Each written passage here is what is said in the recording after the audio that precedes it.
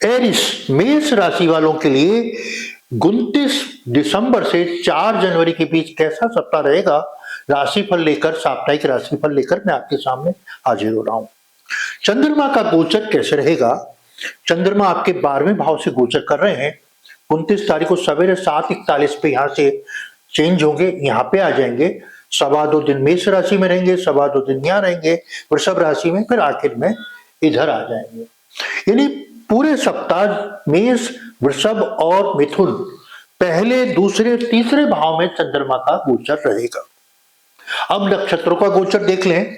रेवती नक्षत्र में 29 तारीख को 7:41 तक रहेंगे सवेरे। अश्विनी नक्षत्र में 30 तारीख को 6:05 तक रहेंगे। भरणी नक्षत्र में 31 तारीख को 3:59 तक रहेंगे। कृतिका नक्षत्र में 1 तारीख को 1:50 रात्रि तक रहेंगे। और रोहिणी नक्षत्र में भी 1 तारीख को रात को 22:49 तक रहेंगे।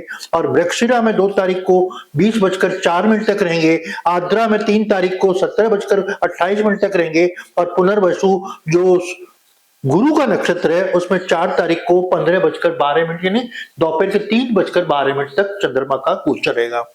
यह राशिफल राशि और नक्षत्रों के गोचर यानी परिवर्तन के आधार पर है। सबसे पहले हम देखेंगे आपके इस सप्ताह कैसा स्वास्थ्य रहेगा, कैसी मैरिज लाइफ रहेगी, कैसी आपकी प्रेम संबंध रहेंगे, कैसी आपकी व्यापार और कैसी नौकरी रहेगी। इन सभी मुद्दों पे हम चर्चा करते हैं। आपसे मेरा एक विनम्र निवेदन है, आपने अभी तक मेरा चैनल सब्सक्राइब नहीं किया तो प्लीज मेरे चैनल को सब्सक्राइब करें, लाइक करें और बेल आइकन को दबाएं। अगर आपको मेरे से व्यक्तिगत परामर्श की आवश्यकता है तो नीचे दिए गए नंबर पर संपर्क कर चर्चा कर सकते हैं। सबसे पहले हम चर्चा करें आपके स्वास्थ्य को लेकर। इस सप्ताह आपका स्वास्थ्य काफी अच्छा रहेगा और स्वास्थ्य में किसी भी तरह की नकारात्मक स्थिति नहीं है, क्योंकि पहले, दूसरे, तीसरे भाव में चंद्रमा का गोचर किसी भी तरह का नकारात्मक रिजल्ट नहीं देता है। इस सप्ताह आप खुश नसीब हैं कि पूरे सप्ताह प्रॉब्लम किसी भी तरह की नहीं रहेगी। छोटी मोटी सर्दी जुकाम, सर्दी का मौसम हो सकती है, बाकी इस सप्ताह आप काफी स्वस्थ और प्रसन्न रहने की संभावना है। आपका पीआरओ बना रहेगा, पब्लिक रिलेशंस बहुत अच्छे रहेंगे। आपकी आभा मंडल लोगों को प्रभावित करेगी। आपकी कार्यशैली इस सप्ताह आपको काफी प्रभावित करेगी। अब दूसरी हम देखते हैं मैरिज लाइफ कैसी रहेगी। आपके लग्न में जब चंद्रमा गोचर यहां से करेंगे तो आपके सप्तम भाव को अपने जीवन साथी से सौहार्दपूर्ण संबंध, मधुरता, और चंद्रमा के पास पूरी मधुरता है तो आपके रिश्तों में काफी मिठास रहेगी। एक दूसरे को समझेंगे और एक दूसरे के साथ अच्छे रिलेशन मेंटेन होंगे, एक दूसरे के साथ बाउंडिंग बनेगी, एक दूसरे को समझेंगे। और कहीं आपको जीवन साथी के साथ सामाजिक समारोह में भाग लेने का अवसर भी इस सप्ताह मिलेगा। आपके प्रेम संबंध कैसे रहेंगे?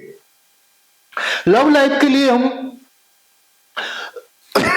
पंचम भाव को देखते हैं। तो पंचम भाव पर केतु बैठे हुए हैं और आपके लग्न में जब चंद्रमा का गोचर होगा, सेकंड भाव वाणी भाव में जब गोचर होगा, थर्ड हाउस में जब गोचर होगा, जो आपकी अभिव्यक्ति है, प्रेम संबंधों में अभिव्यक्ति की बहुत ज्यादा महत्ता है। तो इस सप्ताह आप प्रेम संबंधों में बहुत दिन से अपने जिससे प्यार करते हैं, कुछ कह नहीं पा रहे हैं, तो इस सप्ताह अपनी अभिव्यक्ति कर सकते हैं, क्योंकि आपके लिए समय बहुत ही सुटेबल है। और आप अपने प्रेम का इजहार आई लव यू कह के, मैं तुझे बहुत चाहता हूं, ये कहकर आप कह सकते हैं, जिससे आपके लव लाइफ इस सप्ताह काफी अच्छी बना रही है।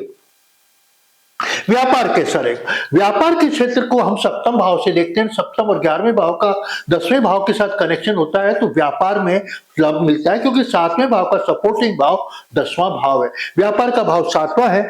ये दोनों ही स्थिति आपकी अच्छी बन रही है, क्योंकि आपके लग्न में चंद्रमा का गोचर, सेकंड हाउस धन भाव में चंद्रमा का गोचर, थर्ड हाउस आपके मार्केटिंग के क्षेत्र का भाव है, तीसरा भाव उसमें जा रहा है। तो आप व्यापार में, अपने काम में, व्यापार में यानी बहुत ही सफलतापूर्वक इस सप्ताह सौदे करेंगे। अगर आप बहुत दिन से सोच रहे हैं कि काम कैसे करें, तो इस सप्ताह मेष राशि वालों के लिए बहुत अच्छा समय, व्यापार में भी बहुत अच्छी इंक्रीजिंग करने यानी फायदा लेने या कोई बड़ा व्यापारिक सौदा करने का शुभ अवसर आपके लिए है।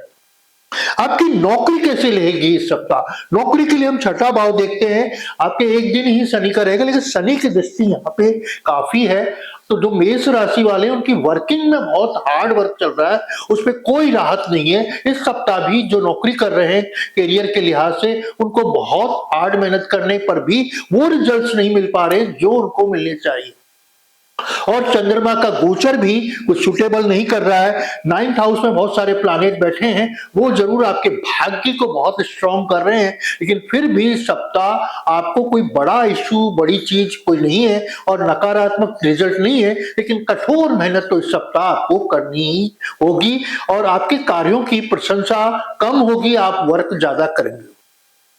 आपके पास पैसा कैसा आएगा, धन का फ्लो क्या रहेगा इस सप्ताह। धन के फ्लो को हम सेकंड हाउस और 11वें भाव से देखते हैं। राहु आपके बहुत अच्छी पोजीशन में 11वें भाव में गोचर कर रहे हैं और 18 मई 2025 से ही गोचर कर रहे हैं। तो यह स्थिति आपको धन का फ्लो तो आपके बना हुआ है, पैसा आपका सर्कुलेट हो रहा है, बढ़ता जा रहा है और आप सेविंग्स भी बहुत अच्छी कर रहे हैं। तो यह समय आपके लिए बहुत ही सुटेबल है जो 5 दिसंबर 2026 तक रहेगी। तो जो आपके राहु की स्थिति है वो लाजवाब है, इसको आप मेंटेन रखें और अपने पैसे में से कुछ सेविंग्स भी करें तो आपका फंड धन का फ्लो बनेगा। अब हम देखें आपके बच्चे जो पढ़ने वाले हैं, स्टूडेंट लाइफ उनकी कैसे रहेगा ये सप्ताह। पढ़ने लिखने वालों के लिए 9th हाउस में 4 प्लैनेट का बैठ जाना, पढ़ाई में बहुत फोकस कर पा रहे हैं, एकाग्रत हो पा रहे हैं, डिफरेंट टाइप के नॉलेज गेन कर रहे हैं। तो जो एकेडमिक पढ़ाई कर रहे हैं, उसकी स्कूल कॉलेज पढ़ाई कर रहे हैं, उनके लिए बहुत ही अच्छा समय है और पढ़ाई पे फोकस कर पाएंगे। यह समय अच्छा है। आप नए क्षेत्रों का पढ़ाई, नए टीचर के पास पढ़ना, ये सारा सौभाग्य आपको मिलेगा। तो यह सप्ताह मेष राशि वालों के लिए बहुत ही शानदार है। क्या उपाय करें जिससे ये और सप्ताह अच्छा जाए। आपको क्या करना है, भगवान हनुमान जी की आराधना करना है, नियमित रूप से हनुमान जी के मंदिर जाना है शाम को और चमेली के तेल का दीपक जलाना है। अगर ये उपाय करेंगे तो आपका यह सप्ताह और भी खूबसूरत बनेगा। अब आपके लिए देखें कौन सी डेट शुभ है, कौन सी अशुभ है। आपके लिए 29, 30, 31, 1 और 2 और 3 तारीख काफी शुभ है। आपके लिए पूरा ये सप्ताह बहुत लाजवाब है। आपने अभी तक मेरे चैनल को सब्सक्राइब नहीं किया, प्लीज मेरे चैनल को सब्सक्राइब करें, लाइक करें, बेल आइकन को दबाएं। नमस्कार।